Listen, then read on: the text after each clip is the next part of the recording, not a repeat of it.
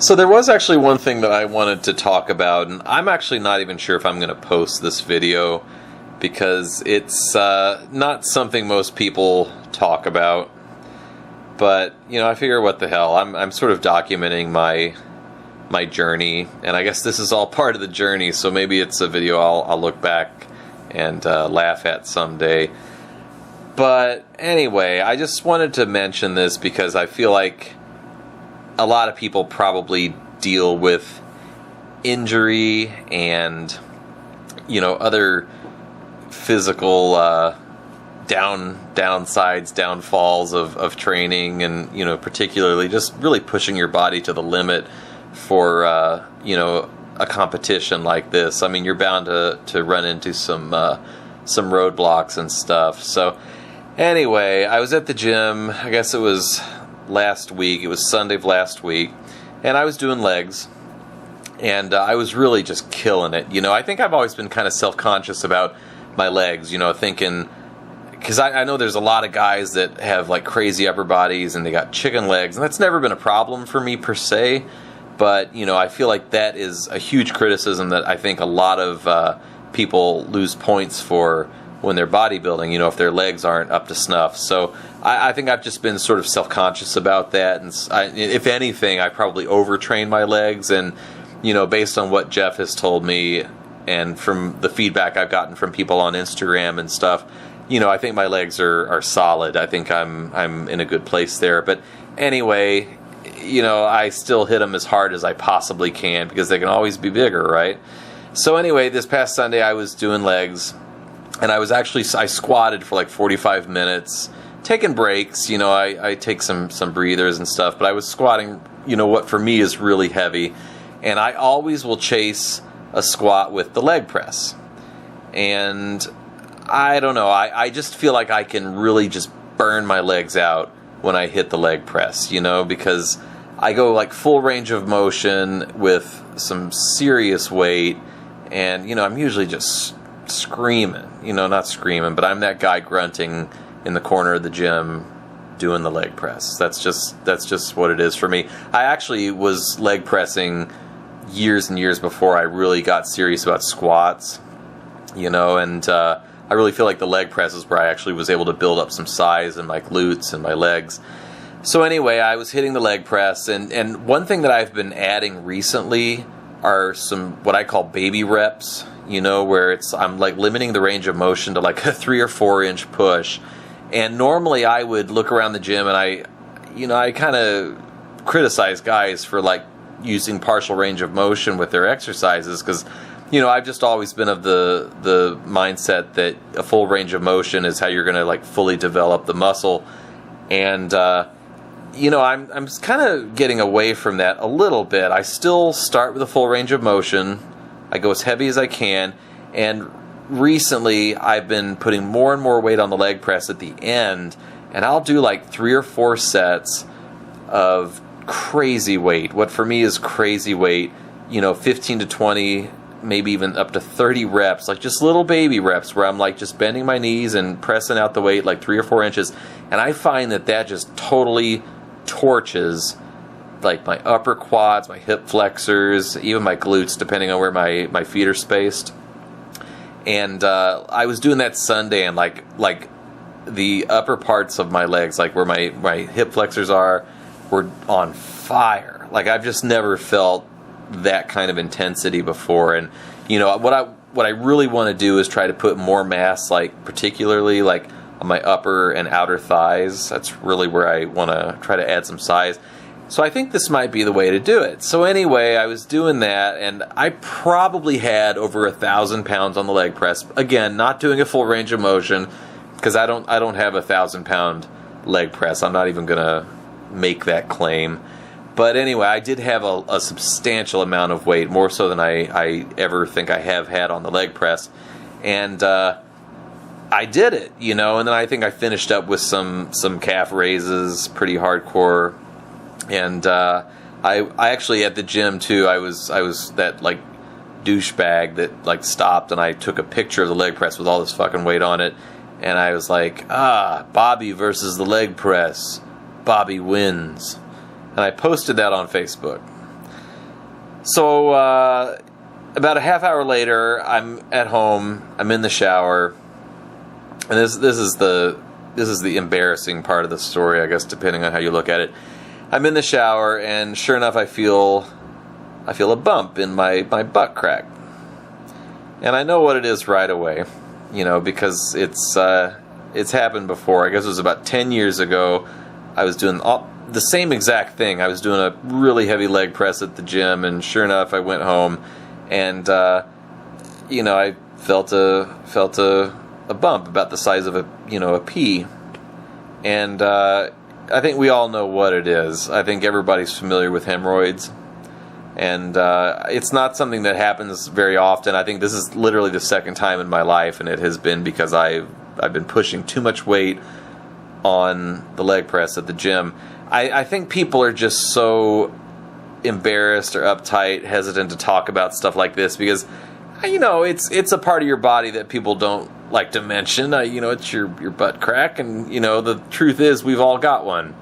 And I don't know why people are so hung up about that. Everybody's got a butt crack and everybody poops, and so be it. I guess a lot of people end up with hemorrhoids and stuff like that because they're straining on the toilet for whatever reason, because they haven't eaten enough fiber or what have you. So maybe that's why it's an embarrassing thing or not. I don't know. But anyway, it's basically a burst blood vessel. It's like a blood clot underneath the skin, and it's painful. I guess you got like the pressure, obviously, with your butt cheeks pressing together on it, and that causes quite a bit of pain. And I was just so bummed out. I knew right away what it was, and I was thinking back about my Facebook posts and stuff. How I guess the leg press actually had the last laugh after all, and it was just really demoralizing. And over the course of like the next 24 hours, it got bigger and bigger, and ended up being about the size of a marble. That's what it felt like.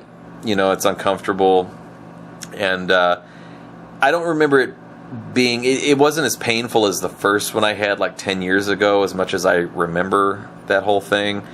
But anyway, I was lying in bed, and it was kind of bothering me one night, and I couldn't sleep that night, didn't get much sleep, and I was just sitting there thinking, like, am I gonna have to like quit? Am I gonna have to like give up this this competition and stuff, and like all this like dieting and crap I've been doing? Is that all like for nothing because I decided to go way too freaking heavy on legs? And it's a week later now, and it's still there. It's not nearly as painful. And like I said, I just flew out to LA, so I was like literally sitting on it for 7 hours, which is normally pretty awful. But I think it's actually starting to get better. It kind of goes away on its own.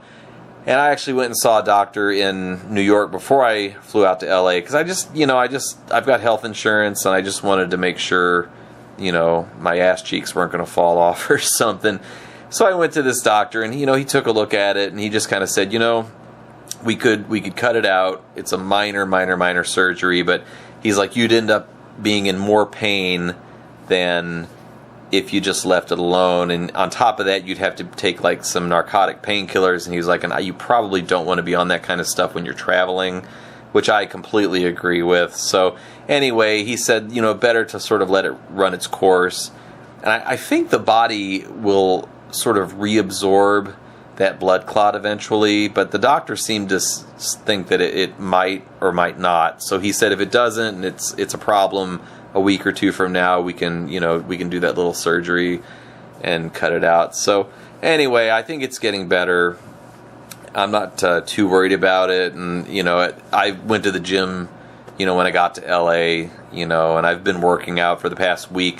I have not been doing legs. I think I'm going to give the legs another couple days, and I think the next time I hit legs, I'm definitely going to go lighter, and just kind of see how I feel, because obviously I don't want to aggravate it, don't want to make it worse. But anyway, like I said, I know that's sort of a taboo thing. It's embarrassing, and people don't want to talk about it. But I went online and I was reading. There's an article by a power lifter. He's like, the guy weighs 220 pounds, and he squats like over 700 pounds.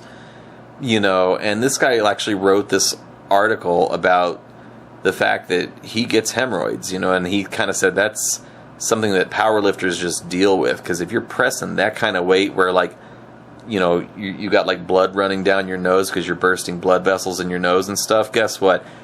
I'm sure he's, not the only one dealing with that kind of stuff, but nobody else talks about it, So I kind of read that article and it kind of made me feel better. And the other thing I was really worried about was my cardio. I was like, how the crap am I going to run on a treadmill for 30 minutes 3 times a week with this? It's going to kill me. And it hasn't been that bad, actually. And, I actually found a little trick online. I guess long distance runners, like marathon runners and stuff, they run, and they're not going to stop running because of something like this. So a trick that somebody recommended that I have actually been doing, they said you put a little bit of Vaseline back there, and I guess it sort of lubricates it enough to where you don't get the friction, because that's really what kind of causes the pain. So anyway, I've been doing that. I've been sticking with the cardio and just kind of working through it, and I think that's a huge part of this, is just sort of working through the pain and dealing with everything that comes your way. And, I guess a final thought on this that I kind of realized today is that, I could have a hernia. I don't, but I guess what I'm saying is, instead of a hemorrhoid, what if it was a hernia? Like, there are plenty of guys out there who are pushing crazy weight and they end up having a hernia, and unfortunately that's permanent from what I understand. Like, once you get a hernia, I think it's like part of your intestine, like kind of poking through the abdominal wall, like an opening. I think once you do that, you really got to be careful. I think you can have a surgery to have it sort of reinserted, and they sew like a mesh over the opening in the abdominal wall and stuff. But man, that's an invasive procedure. And after that procedure, I'm pretty sure you've got to be real careful, because you can re-injure it. So I kind of consider myself lucky. Knock wood, I've never had to deal with a hernia or anything that is sort of long-term or chronic, like that. Like right now, this is just kind of an acute pain, and I know it's going to go away, so I'm okay with that. But anyway, I guess it just kind of puts things in perspective. And like I said, I don't know, if I end up publishing this video, I think I probably will, because I don't really give a crap, what people think. I just kind of hope it's helpful to somebody else out there that's probably dealing with the same thing. So God only knows what the title is going to be, but, use your imagination. All right, that is all. Just wanted to, be as candid as possible about this whole process and not hold anything back, So anyway, thanks again for listening. Peace out.